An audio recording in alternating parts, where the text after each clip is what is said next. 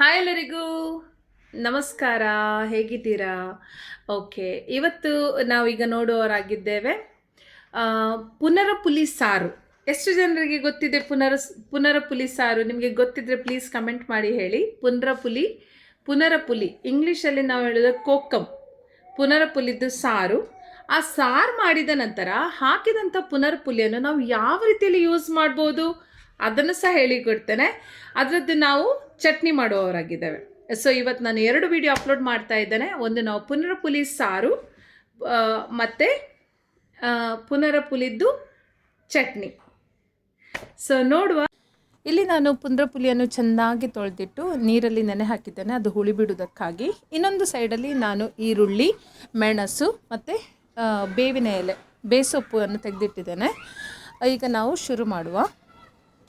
ನಾವು ಮೊದಲನೇದಾಗಿ ನಾವು ಒಗ್ಗರಣೆಯನ್ನು ಕೊಡುವ. ಒಗ್ಗರಣೆಗೆ ನಾನು ಕೋಕೋನಟ್ ಆಯಿಲನ್ನು ಇಲ್ಲಿ ಯೂಸ್ ಮಾಡಿದ್ದೇನೆ. ಕೋಕೋನಟ್ ಆಯಿಲ್ ಹಾಕಿ ಬಿಸಿಯಾದ ಕೂಡಲೇ ಸಾಸಿವೆ ಮತ್ತು ಉದ್ದಿನ ಬೇಳೆಯನ್ನು ಸ್ವಲ್ಪ ಹಾಕಿದ್ದೇನೆ, ಯಾಕಂದರೆ ಉದ್ದಿನ ಬೇಳೆಯಲ್ಲಿ ಸ್ವಲ್ಪ ಫ್ಲೇವರ್ ಬರ್ತದೆ. ಉದ್ದಿನ ಬೇಳೆ ಮತ್ತು ಒಣಮೆಣಸು ಮತ್ತು ಕಡಿಪತ್ತವನ್ನು ಹಾಕಿ ಚೆನ್ನಾಗಿ, ಅಂದರೆ ಅದು ಚೆನ್ನಾಗಿ ಫ್ರೈ ಆಗಬೇಕು. ಫ್ರೈ ಆದ ನಂತರ ಇದಕ್ಕೆ ನಾವು ಕತ್ತರಿಸಿಟ್ಟಂತಹ ಈರುಳ್ಳಿಯನ್ನು ಹಾಕಬೇಕು. ಈರುಳ್ಳಿ ಸೇರಿಸ್ತಾ ಇದ್ದೇನೆ. ಈರುಳ್ಳಿ, ಮೆಣಸು ಎಲ್ಲವನ್ನು ನಾನು ಒಟ್ಟಿಗೆ ಸೇರಿಸ್ತಾ ಇದ್ದೇನೆ.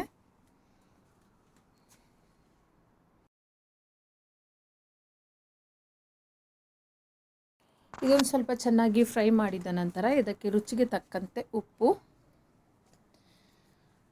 ಆದ ನಂತರ ಇದಕ್ಕೆ ನಾವು ಕ್ಲೀನ್ ಮಾಡಿ ನೀರಲ್ಲಿ ಹಾಕಿಟ್ಟಂತಹ ಆ ಒಂದು ಪುನರಪುಲಿಯನ್ನು ಇದಕ್ಕೆ ನಾವು ಹಾಕಿ ಸೇರಿಸುವ. ಇದಾದ ನಂತರ ನಮಗೆ ಎಷ್ಟು ಬೇಕಷ್ಟು ನಾವು ನೀರನ್ನು ಹಾಕುವ. ಯಾಕಂದರೆ ನೀರು ನಿಮಗೆ ಎಷ್ಟು ಬೇಕೋ ಅಷ್ಟು ನೋಡಿಕೊಂಡು ಹಾಕಿ. ಅದು ನೀವು ಎಷ್ಟು ನೀರು ಹಾಕಿದರೆ ಸಹ ಅದರದ್ದು ಹುಳಿ ಬಿಡ್ತಾ ಇರ್ತದೆ, ಅದರ ಟೇಸ್ಟ್ ಅದು ಇನ್ನೂ ಜಾಸ್ತಿ ಆಗ್ತಾ ಇರ್ತದೆ. ಸೊ ಹಾಗೆ ಇದು ಒಂದು ಕುದಿ ಬರುವಷ್ಟು, ಒಂದು ಕುದಿ ಬಂದ ನಂತರ ನೀವು ಗ್ಯಾಸ್ ಆಫ್ ಮಾಡ್ಬೋದು. ಇದು ರೆಡಿ ಆಗ್ತಾ ಇದೆ. ಸೊ ಇನ್ನೊಂದು ವಿಡಿಯೋದಲ್ಲಿ ನಾನು ತೋರಿಸ್ತೇನೆ ಇದಕ್ಕೆ ನಾವು ಹಾಕಿದಂತಹ ಪುನರಪುಲಿಯನ್ನು, ಅದನ್ನು ನಾವು ತೆಗೆದು ಯಾವ ರೀತಿಯಲ್ಲಿ ಚಟ್ನಿ ಮಾಡ್ಬೋದು ಎಂಬುದಾಗಿ ಮುಂದಿನ ವಿಡಿಯೋದಲ್ಲಿ ನೋಡ್ತಾ ಇರಿ. ಅಲ್ಲಿವರೆಗೆ ಬಾಯ್, ಟೇಕ್ ಕೇರ್.